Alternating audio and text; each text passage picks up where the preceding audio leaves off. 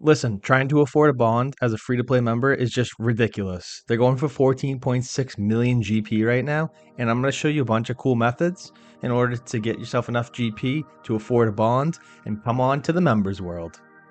Starting off with the shop and hop method, we're buying brown toy horses from Diango in Draenor Village. He only holds 5 of these and they sell for 150 GP when you buy them from him, and they only go up a couple GP every time you buy one. So just shop, hop around. I did this for 10 minutes. I was able to collect 216 of them. I tried to double my money on them and threw them in the GE for 300 GP each. After a little bit of time, they all sold, giving me 64k.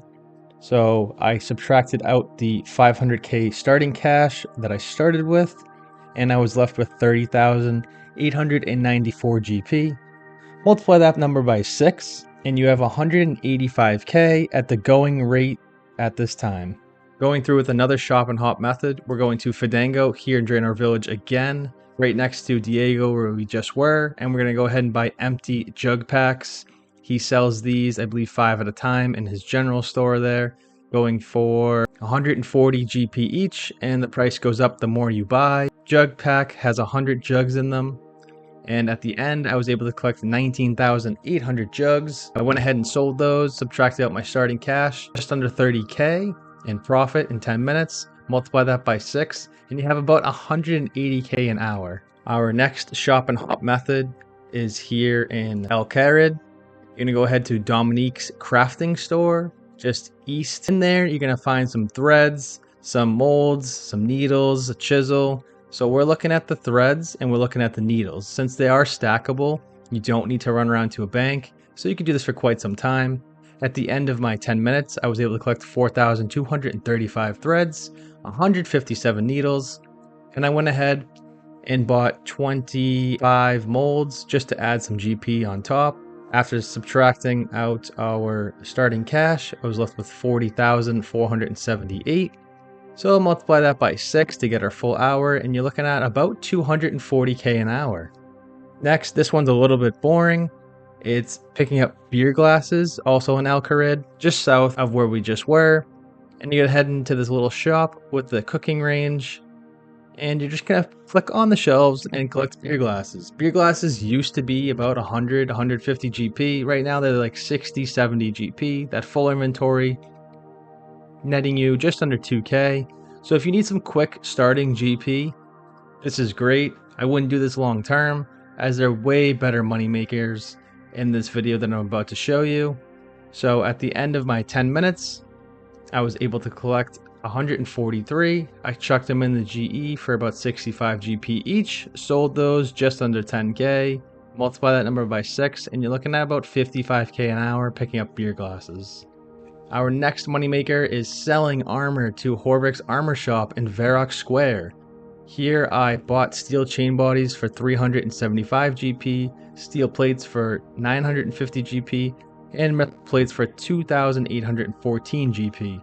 So what you're going to want to do is shop and hop around and sell it to him about 5 per store to get you the best amount of GP possible.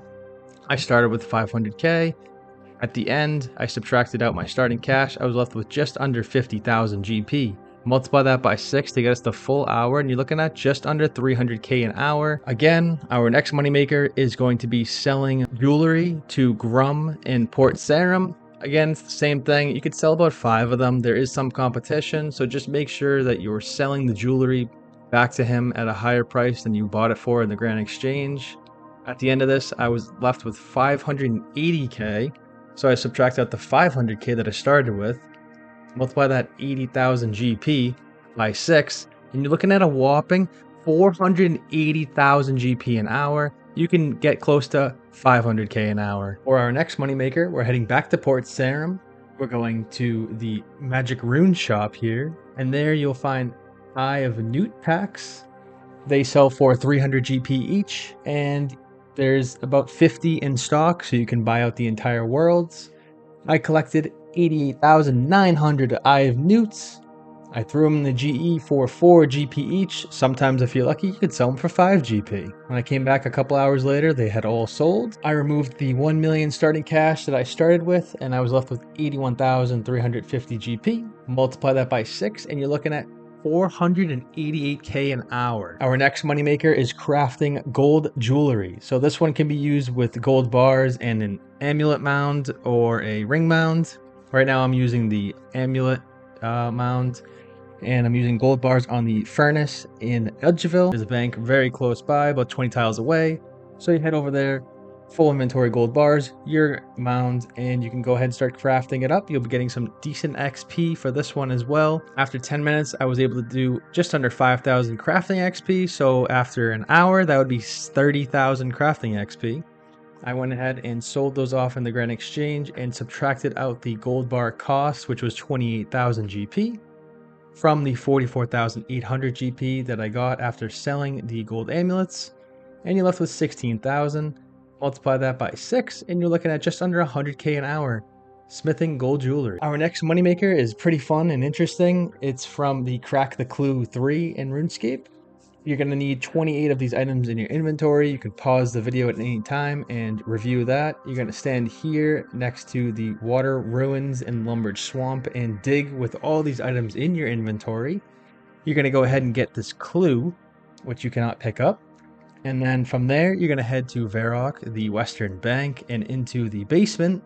And in front of the gate cell, you're going to perform all of these motes. You can pause the video here as well. In this exact order, there's 17 in total. Once you complete all of those, you'll be granted access inside of the gate. And from there, you can find the unlimited money pouch, which is the top left chest that I click on up here. And this pouch gives you 1 GP every time you search it or click on it. And you can get about 6,000 GP an hour. So that's not a great moneymaker there. But the moneymaker from this is collecting the ruby rings on the table. You can go ahead and just hop worlds and collect the ring. There's a little bit of competition, but each ring is 1k each. And in order to leave the cell, you have to either teleport out or perform the emotes all over again, and the bank is right upstairs. You can collect about 240 to 270 ruby rings an hour using this method, and that will net you about 300,000 GP an hour in profit. Alright, and coming down to our last and final moneymaker, this one is obvious, but it's high alching. Nature runes right now only go for about 100 GP. Sometimes you can get lucky and get them for 90 or 95 GP. And you're going to be high alching lots of rune items as a non-member. So for example, I used rune 2H, and for each rune 2H I high alked, I was profiting about 250 GP, and you can high alch about 1,200 items an hour. So that will net you a pretty penny. And for high alching non-member items, you can get upwards of 300k an hour in profit, which will net you close to 78,000 XP an hour.